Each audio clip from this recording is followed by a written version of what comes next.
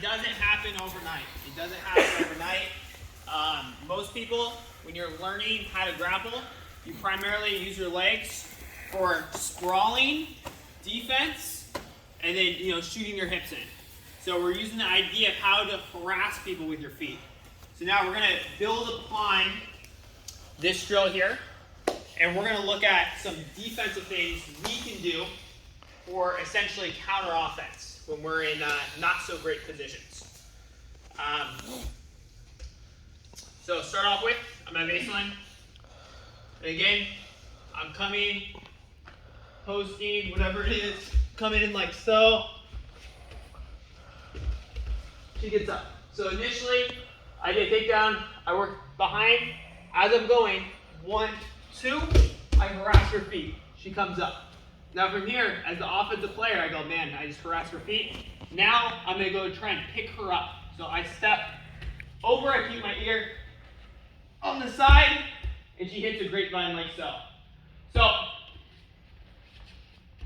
funny enough, Aislinn, during combat jiu-jitsu, Medusa, just got launched by Fatima in the finals.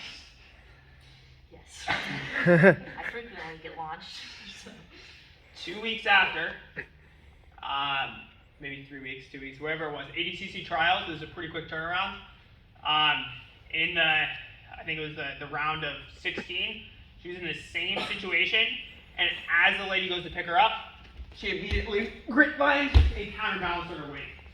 So this drill is for when people are picking you up. What we're looking to do here, anything you get with your feet is going to be better than nothing. So your timing's off, you don't get a perfect grapevine hook, and you get a butterfly hook, no worries, that's going to be far better than you getting nothing. So as they pick you up, you're timing this, and then you're counterbalancing with your front leg. So the more Aislinn picks me up, it feels like she's hitting a wall here, and my weight's coming forward. So if she were to try to pull me back, it'd be difficult. Is there any wrestlers in here? Wrestlers? Ruben wrestles good. Ruben, boom. So, as Ruben comes behind and he goes to pick me up, here, it should feel when he's pulling me back, go to pick me up, it should feel if he goes to pick me back, like pull me back and dump me, it should feel like I'm almost going to fall on him. So that's the idea there. It should feel like, oh, this is a bad decision once you hit like this certain point of hip extension. And I will say, when people do just muscle it and throw it back, there is a good chance, as long as you have good proprioception, you can land on them. There's been times where I'm going with much bigger people. I'm in Austin, Texas, spazzy meatheads. They got behind me, they picked me up, and then I just like fell on the guy's ribs. And he was much larger than me, probably 185 pounds. So it's a bad idea once you are picking him up and you hit that point of no return. Don't then fall back, because it's very likely you're going to end up getting fall on. So now we're going to look at what we can do with this this move essentially. So Aislinn's working. First part of the drill, we're going. She harasses my feet.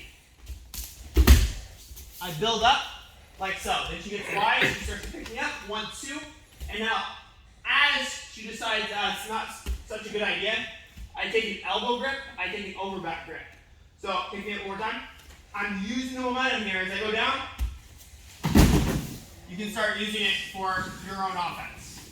Obviously, day one, that's not what I'm going to have you guys do. You're just going to catch like so. But just know, the goal here would be to eventually, when you hit the mat, to use your partner's momentum